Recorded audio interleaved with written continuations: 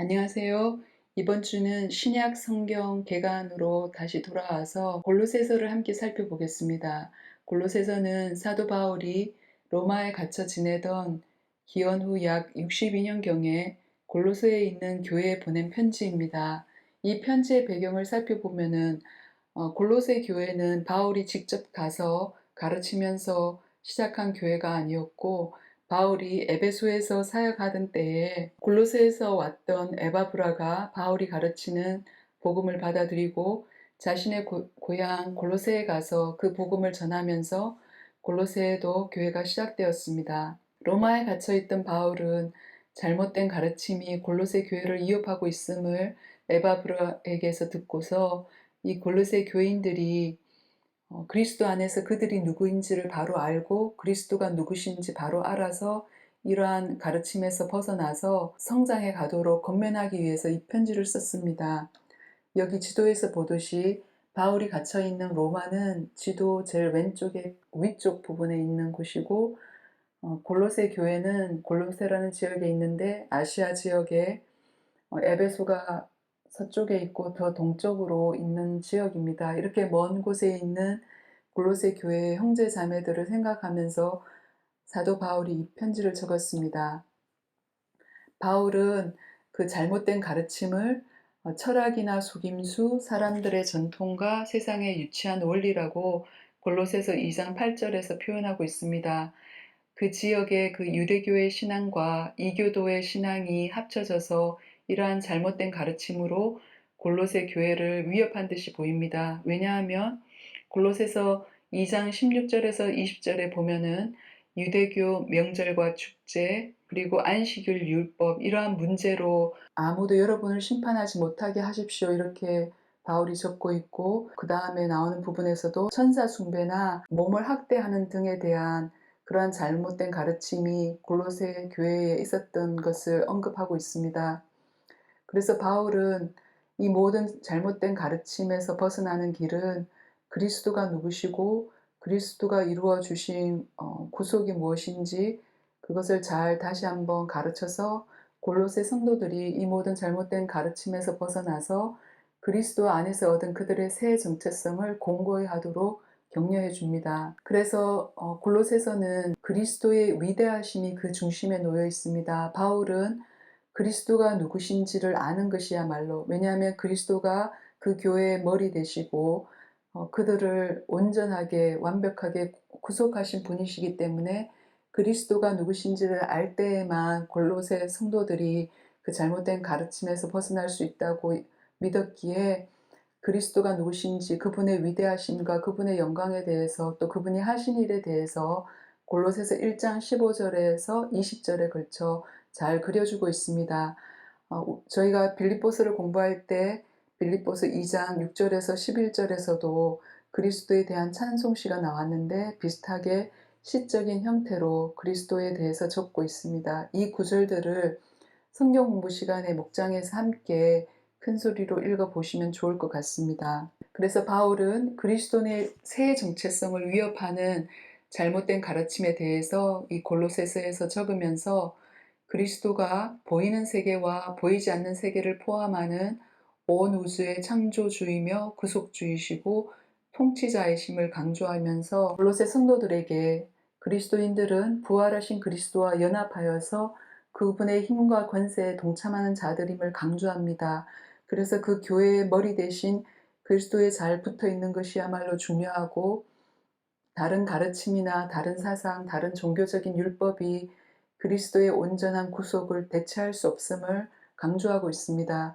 바울은 이제는 믿는 자들이 그리스도 안에서 새 피조물이 된 자신들의 정체성을 잘 깨닫고 또 그리스도 안에 머물면서 죄에 대항하여 싸우고 거룩함을 추구하며 또 그리스도인 가정으로 살아가도록 격려하고 있습니다. 그러면 이 골로새서 1장 15절에서 20절, 그리고 골로새서 다른 부분에서 강조하고 있는 그리스도는 누구시며 무엇을 하시는가, 그것에 대한 내용을 이제 요약해 보면은, 먼저 그리스도는 태초부터 하나님과 함께 모든 것을 창조하신 창조주이십니다. 그리고 보이지 않는 하나님의 형상으로 우리에게 오셔서 하나님이 누구신지를 계시해 주는 분이십니다. 그리스도는 또한 교회의 머리이시고 모든 것에 으뜸 되십니다. 무엇보다 죽은 자 가운데서 제일 먼저 살아나셔서 저희에게도 다시 살 소망을 주셨습니다. 그리스도의 죽으심을 통하여서 하나님은 만물을 자기와 화해시키셨습니다. 그리고 예수 그리스도는 생명과 영광의 주이시고 모든 지혜와 지식의 보화를 지니신 분입니다. 그래서 그리스도는 온 우주의 으뜸 되시고 창조자 되시고 구속자 되십니다. 그래서 이 내용을 적고 있는 골로새서의 중요한 주제들을 살펴보면은 예수 그리스도는 만물 위에 계시고 모든 권세의 머리 되신다는 것을 적고 있습니다. 그리고 하나님은 오직 그리스도를 통하여서만 그를 믿는 자들을 구속하시고 자기와 화해시킵니다. 그래서 바울은 골로새 성도들에게 다른 어떠한 가르침에 영향받지 말고 그리스도에 머물라고 합니다.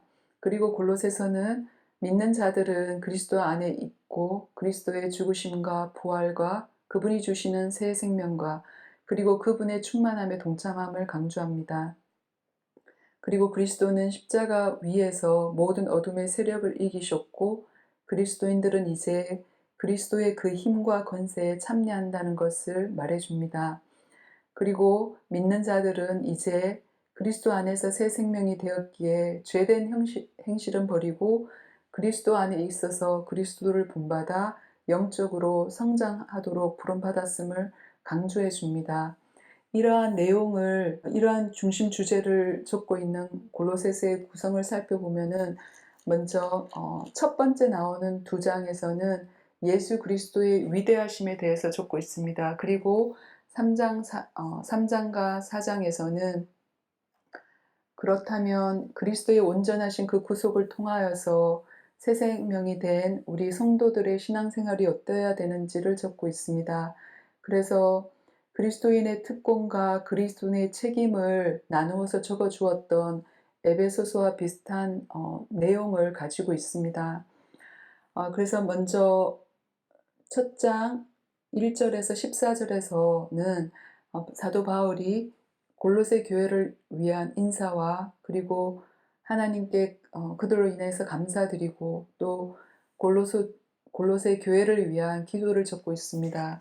그리고 1장 15절에서 20절은 저희가 조금 전에 살펴보았듯이 그리스도의 영광과 위대함을 적고 있습니다. 특별히 첫 번째 나오는 구절에서는 그리스도께서 하나님과 함께 창조주가 되심을 적고 있고 그 다음 부분에서는 그리스도께서 하나님의 그 창조의 온전함에서 떨어져서 처해 있는 온 우주를 다시 구속하기 위해서 어떤 일을 하셨는지 새 창조에 또한 모든 수고를 하셨던 것을 적고 있습니다. 그리고 골로새서 1장 24절에서 2장 3절은 그 전에 바울이 1장 21절에서 23절에서 어떻게 골로새 교인들 모두가 예수 그리스도의 이 구속을 통하여서 하나님과 화해되었는지, 그래서 이제는 어떻게 믿음에 튼튼히 토를 잡아 굳건히 서 있어야 하는지를 복음의 그 소망에서 떠나지 말아야 할 것을 권면해 주는 구절이 나옵니다.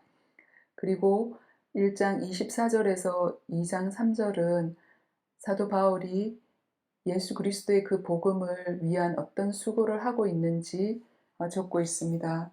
그리고 2장 4절에서 23절에 걸쳐 사도 바울은 오직 그리스도 안에서 그리스도와 함께 다시 살아난 골로새 교인들의 새로운 정체성에 대해서 얘기하면서 그리고 예수 그리스도의 그 구속 사역과 그분의 교회의 머리 되심을 얘기해 주면서 어떻게 골로새 교회에 이러한 잘못된 가르침이 있는지 그 잘못된 가르침들에 대해서 하나하나 적고 있습니다.